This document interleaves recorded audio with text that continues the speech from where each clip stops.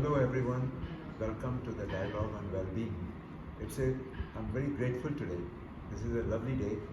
My dear friend Dr. Doug Walton has just arrived from San Francisco, and Rajiv Bhai is gracious, has joined us. He was planning to travel, but he has found time and he's here with us.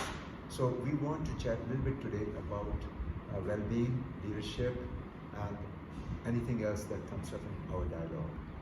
So Doug, we'll start with you. What are your some of initial thoughts on well-being?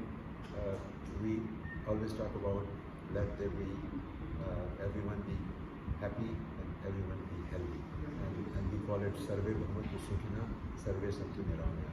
So what are your sense about well-being of the humanity? Well, well-being of humanity is a pretty big topic. I think one of the reasons I got involved in this, and when we talk about a lot about well-being in the corporate setting, but also when we use the word global well-being, because we can also refer to well-being in the whole societal systems perspective. And the angle that I've always been coming from in my work has been that they're interconnected systems, and they're also very complex systems. So we need ways to enable people to, when we want to redesign them, when we're saying certain systems don't work anymore. Maybe recently I wrote about healthcare, wrote about education, we wrote about corporate well-being. All those things exist in a system of people that have interconnections, and sometimes it's a very knee-jerk reaction to say, here's the solution, but those solutions often don't have downstream impacts. So how do we enable people to re-envision the systems that they want to see in the future? And that's where I think some of the work has come in, is what are the methods we use to facilitate a conversation among people who would live in a system about a very complex system that they want to design for themselves without the knee-jerk reaction to just oversimplify it and decide on something. So I'll stop there and pass it over to the next person. So for me, well-being and happiness is the ultimate objective of any human being, or anything that is living. It also happens to be a major contributor to the unleashing of potential, either of people or of ecosystems towards the achievement of a purpose. So I view, first of all, the realization that well-being and happiness not only should go hand in hand with the so-called material development or profit, but in fact are a vital contributor to growth, to productivity, to innovation, to whatever even those who wish to pray at the altar of the sort of traditional bottom line, they should be giving a lot of attention to it because it's such a major contributor. But that mindset shift, that awareness, which then becomes the source for everything that we do to create it, is what I'm interested in doing. And of course, not ending with just the mindset shift, but hopefully getting on to all the wonderful things that Doug talked about. How do you actually do it? And how do you sort of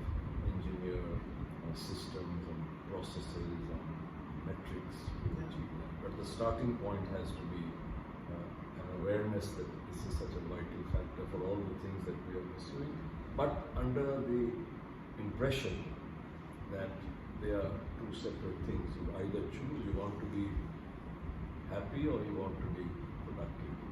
You want well-being or do you want growth? The problem is defined in a way that somehow makes us believe that there is a conflict, whereas actually they are totally synergistically aligned. That's really interesting. I was going to go slightly a different way as I was listening to it, but I do totally agree with the idea of it's the way things are defined. I think that's a really great point, is that we see conflicts. In some cases, I think there's manufactured conflicts to serve various interests, and there are solutions to them if we can kind of get our head around it, to where there's a, we might say sort of tritely, but a win-win situation for both sides, that it's not really a win or lose, it can be both, or a yes and situation.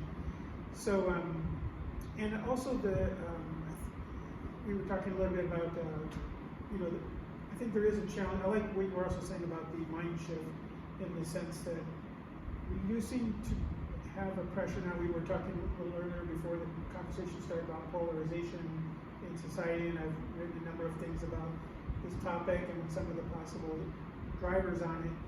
And what seems to be happening is you have this kind of tension between people who, are serving themselves in different ways, and then if we want to have a more sustainable society, we have to have some mind shift that our actions are going to lead to the foundation we need for a more sustainable society in the future. And I'm hoping that, I think, it seems like we have a little loosening of some of the traditional moral structures and assumptions people made.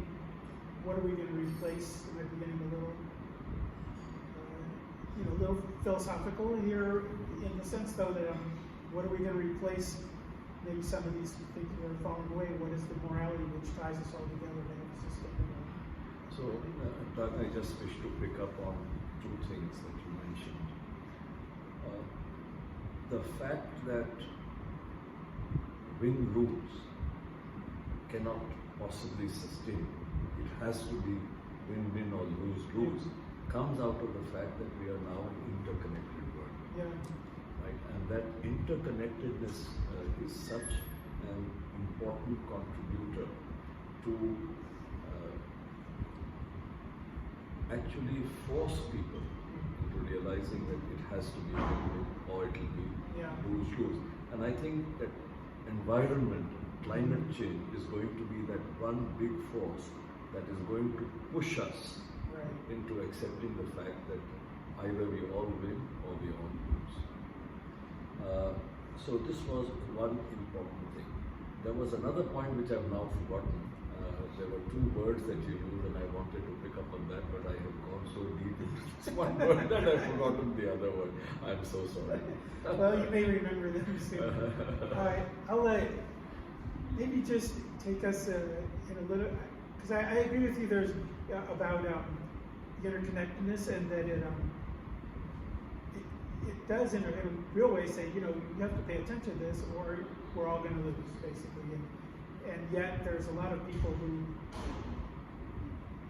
and there's people who take globalization was an issue, came to me because I'm here in India and I'm seeing, a lot of progress, but I also know there's a lot of poverty still. There's things, things happening in the United States too, where, about what's the debt and what's the political situation is.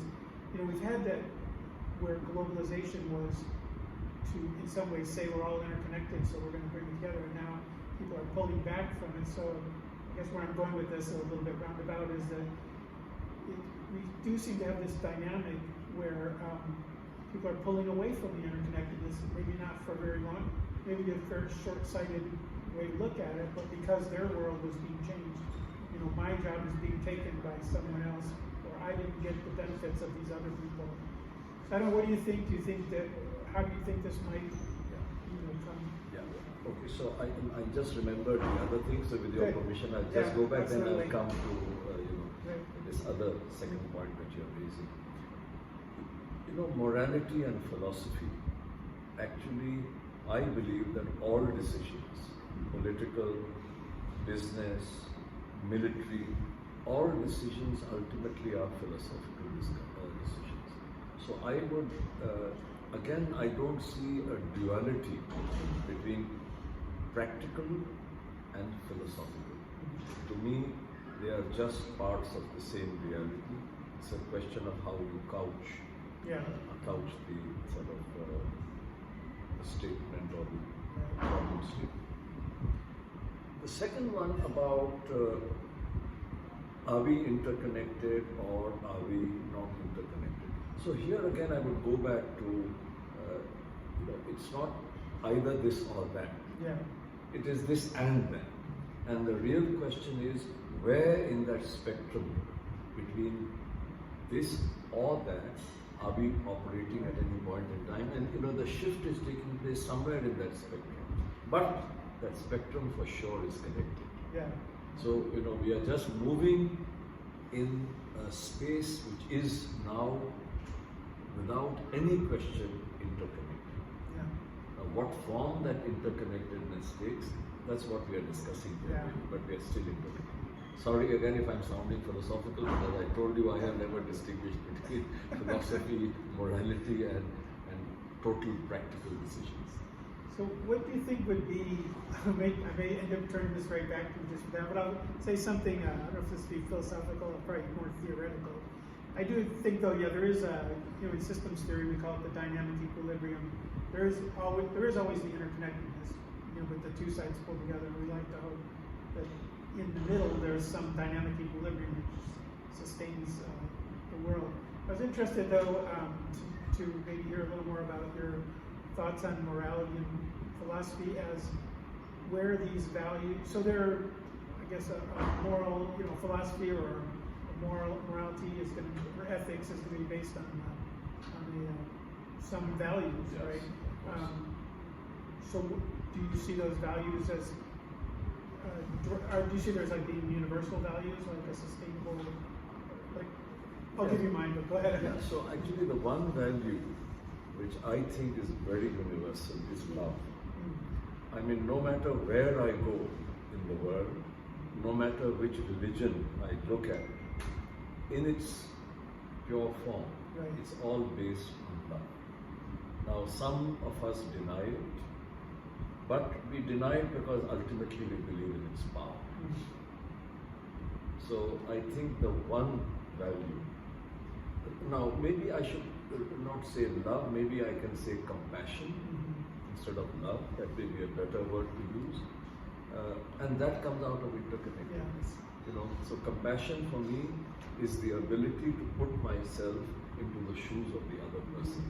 And I can make out so many business imperatives and a business case for compassion that, again, it's not this or that, it's not hard-nosed business decision or compassion, it's the two together. If compassion be defined as the ability to put myself into the shoes of the other person, and then in business language one would say my ability to understand my stakeholder. Yeah, right. Yeah, and certainly just to go a little bit into the business world is the idea that Dinesh and I are trying to move forward in our current practice is the idea that, the sort of well-being of the whole, which, whether it's your customers or your clients, customers, suppliers, employees, the whole well-being of the whole system is really what counts. And and I do like I'll and feel free to disagree. I do like the idea of